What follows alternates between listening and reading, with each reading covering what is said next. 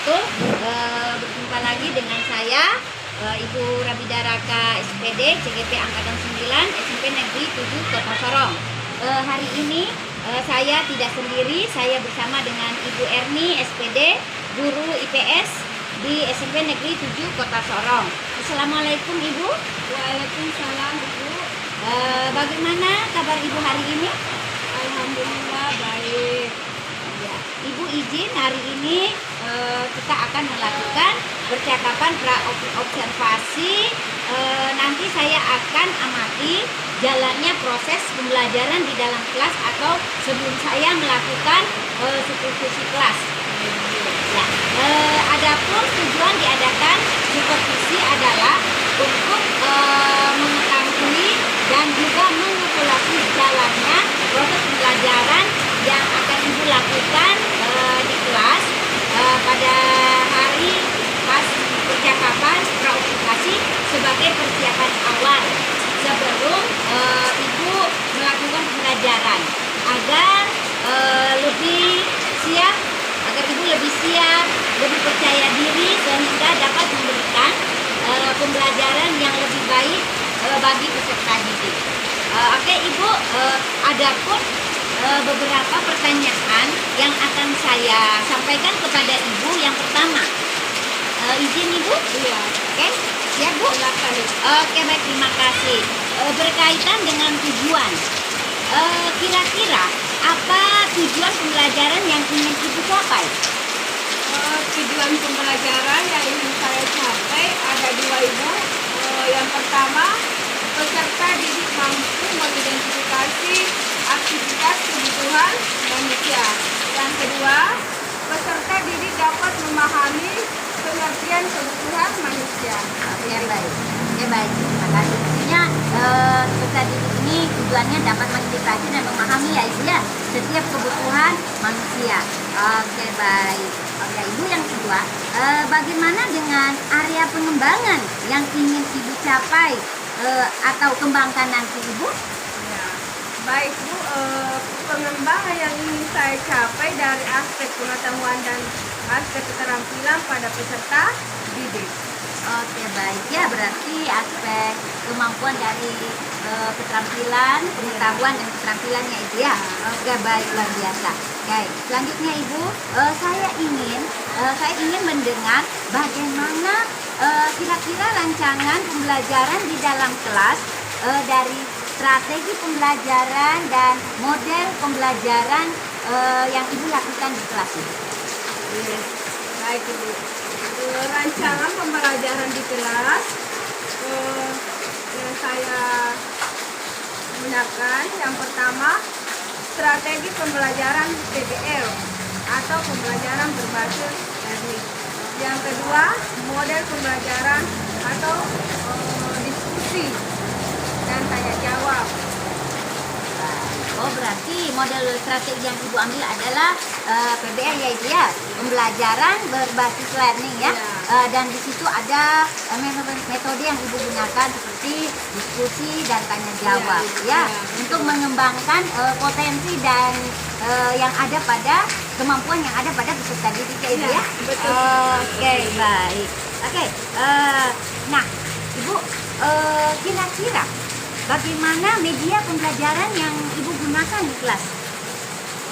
Media yang saya gunakan di sekolah kami hanya infocus, laptop, itu saja sesuai dengan keadaan sekolah kami. Oke Bu, yang intinya di situ ada pembelajaran inovatif ya yang berbasis menggunakan laptop dan komputer ya Ibu ya. Oke, baik.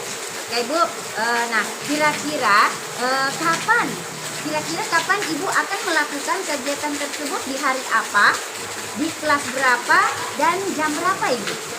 Ya, saya melakukannya di hari Sabtu Ibu, di kelas 7D jam pertama atau jam 1. Yang pertama ya Ibu ya, berarti Ibu akan melakukannya di jam pembelajaran Ibu ya, sesuai jadwal mengajar ya Ibu ya. Oke, baik. Oke Ibu, nanti saya akan kembali di hari depannya Ibu akan melakukan supervisi kelas, melihat hal-hal apa yang terjadi di dalam kelas seperti Ibu. Dan saya akan melakukan observasi pembelajaran di dalam kelas yang akan diadakan melalui percakapan yang terakhir, yaitu percakapan observasi ya Ibu ya. Oke, sebelum kita akhiri Ibu, kira-kira apa yang akan dapat yang Ibu dapatkan dari observasi hari ini Ibu? Yang saya dapatkan dari awal sampai akhir ini mendapatkan gambaran media yang digunakan sudah dipersiapkan dalam percakapan observasi Ibu. Oke, baik Ibu ya, terima kasih. Berarti nanti Ibu sudah siapkan sebelum pembelajaran nanti di kelas, Ibu sudah berdasarkan tentang RPP-nya. Iya ya, Bah? Iya, oke baik Ibu. Terus media-media apa yang Ibu gunakan? Oke, baik Ibu, terima kasih. Nanti kita jumpa lagi ke observasi selanjutnya. Terima kasih Ibu. Salam sehat. Salam sehat kembali. Assalamualaikum.